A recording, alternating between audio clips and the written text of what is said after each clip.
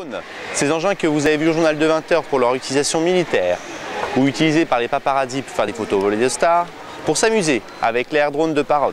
Bref, ce mot drone est utilisé dans des domaines d'application très larges et bien plus encore, comme vous allez pouvoir vous en rendre compte. Est-ce qu'à la fin vous direz encore drone?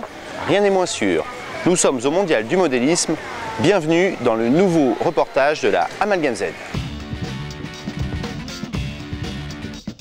Faire de la prise de vue aérienne aujourd'hui est devenu abordable.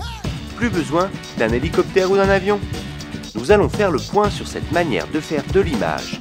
Quel type de machine volante est adapté à la prise de vue? Quels peuvent être les domaines d'exploitation du drone civil? Comment débuter? Est-ce que cette pratique est légale en France? Mais tout d'abord, quelques définitions concernant ces termes barbares que sont drone et FPV.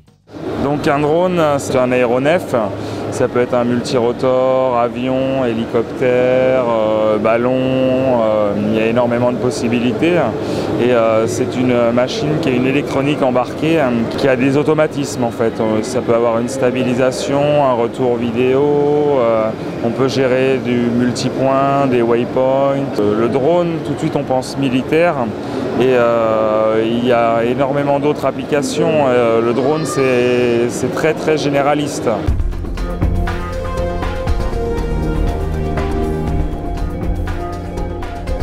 Le FPV, c'est le First Person View. C'est un mode de vol. Il y a une caméra embarquée sur le modèle. On vole avec un écran ou des lunettes de vol en immersion. On voit ce que voit le modèle. C'est-à-dire qu'on ne regarde plus le modèle, mais on regarde la caméra. Et on pilote comme si on était dans le cockpit du modèle de l'avion, de la voiture ou de quoi que ce soit. D'ailleurs, c'est assez spécial de voir quelqu'un qui pratique le FPV parce qu'il a souvent la tête basse avec ses lunettes et c'est comme si on était transporté dans la machine. Le vol en immersion reste tout de même très encadré en France, puisqu'il doit se pratiquer à deux.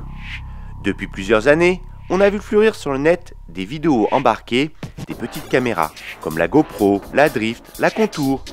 Quelle est la plateforme idéale pour faire de la prise de vue aérienne? L'avantage d'un avion par rapport à un multicoptère ou un drone multicoptère, c'est qu'on va pouvoir voler sur des trajectoires rectilignes et relativement vite. L'inconvénient, c'est que justement, on ne peut pas faire de stationnaire. On est toujours en mouvement, on a toujours un cap à donner. Le gros avantage de l'avion, c'est la distance, la stabilité sur le vol. Si on a un long travelling dans la campagne à faire, par exemple. L'avantage d'un hélicoptère, c'est que justement, on peut aller en vol droit rectiligne rapide, comme un avion, et on peut aussi faire du stationnaire.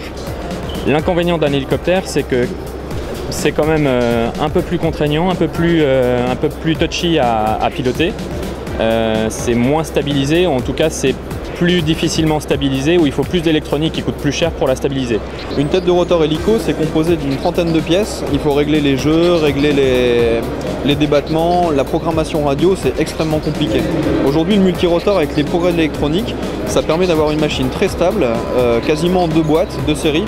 Et on peut déjà se faire plaisir très facilement. On peut faire un vol relativement rapide, il sera moins rapide qu'un hélico ou moins rapide qu'un avion, mais on peut faire quand même un vol rectiligne, un point A, un point B.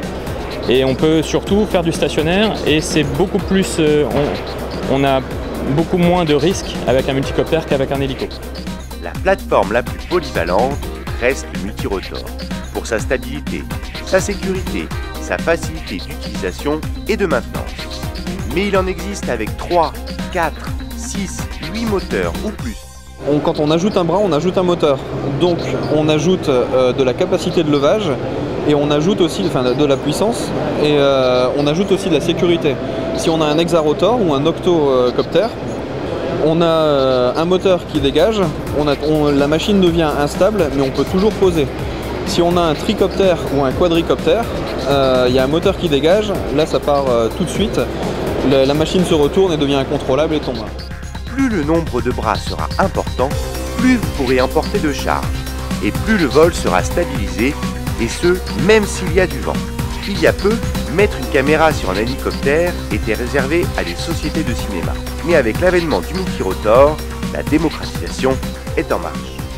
Pour commencer le multirotor, ça dépend de la personne, si elle a des notions de modélisme, si elle a déjà de l'équipement modéliste, parce qu'il faut savoir qu'on fasse de l'avion, du multirotor de l'hélicoptère, il y a l'équipement de base qui est constant, qu'on peut utiliser d'une machine à l'autre.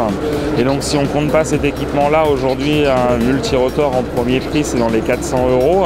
Il faut savoir que des projets dans le monde du multirotor, donc les servos, les flight control, il y en a plus d'une vingtaine. Il y a énormément de projets indépendants, commerciaux, etc.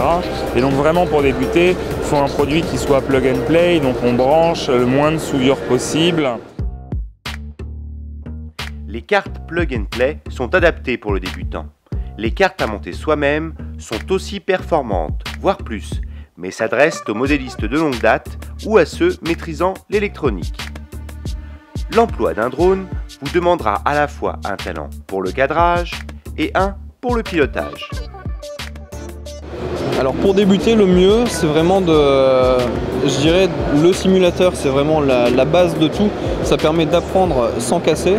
Il suffit d'appuyer sur la barre espace une fois qu'on est tombé, le modèle se réinitialise, on repart, on apprend, on enchaîne les heures de vol, mais il faut vraiment le prendre comme un outil d'apprentissage. Il ne faut pas le prendre comme un jeu vidéo, à dire je vais n'importe où, je fais n'importe quoi. Donc le mieux, oui, c'est de se rapprocher d'un utilisateur qui fait déjà du multirotor. Donc apprendre avec lui les nouveaux termes, les définitions de certains mots, parce que c'est un nouveau monde. Et donc après oui, il faut voler en club, comme ça on n'est pas seul. On a toujours des personnes qui ont de l'expérience pour vous apprendre et vous conseiller. Ça évite de faire certaines erreurs et de casser du matériel. Et puis l'avantage, c'est que le modéliste, c'est une passion pour beaucoup de gens et on est tous ouverts à donner nos connaissances. Aujourd'hui, rien qu'avec Internet, on peut avoir des milliers de conseils dans le monde entier et c'est vraiment un outil fantastique. Donc simulateur, forum, le contact des gens, avoir déjà des gens qui ont de l'expérience et on est sûr de bien pouvoir démarrer comme il faut. Outre l'achat complet de matériel, il faudra aussi prévoir un budget casse. Il y a peu, il existait un vide juridique concernant cette activité. Faisons le point sur la nouvelle réglementation. Donc aujourd'hui la réglementation elle est claire, elle ne traite que les gens qui souhaitent mettre une caméra sur n'importe quel type d'aéromodèle. Donc aussi bien que ce soit un avion, un hélicoptère, un multirotor, c'est interdit de mettre une caméra ou n'importe quel type de machine qui peut faire des photos, de la vidéo sur un appareil sans avoir des autorisations et un matériel adéquat qui a certaines sécurités embarquées. Renseignez-vous bien auprès de la fédération, auprès de la DGAC. C'est passé depuis peu dans une certaine catégorie et c'est extrêmement surveillé. En cas d'accident, vous serez pénalement responsable et votre assurance ne vous couvrira pas si vous êtes en infraction. Outre l'image aérienne, les drones civils peuvent être utilisés dans d'autres domaines. Ça peut être pour la sécurité, pour les incendies, pour tout ce qui est surveillance de complexes industriels, de la géothermie, les toits, les déperditions de chaleur. Il y a les endroits où ne peut pas aller l'homme aussi. C'est plus simple d'envoyer une machine qui ne prend pas beaucoup de place et qui peut évoluer dans l'air. Ça peut être de la surveillance d'ouvrages d'art comme des ponts. Il y a eu le viaduc de Millau qui a été pris en photo récemment pour surveiller justement les pilasses en béton, pour voir s'il n'y a pas des fissures, voir l'état du béton. Ça apporte un confort d'utilisation qui est énorme. Je pense que si on s'asseyait autour d'une table, on pourrait discuter pendant des heures des domaines d'application des drones, parce que justement on est en train de se rendre compte que ça peut servir à énormément de personnes dans énormément de domaines. L'utilisation des drones civils est un marché en pleine expansion. Il est d'une part économique et permet de faire de l'image aérienne à moindre coût, et écologique, puisqu'il n'utilise pas d'énergie fossile. Voilà, j'espère que ce sujet vous a plu. Nous tenons particulièrement à remercier FPV Forever pour la réalisation de ce sujet. N'hésitez pas à vous rendre sur les forums dédiés pour y poser vos questions et vous renseigner.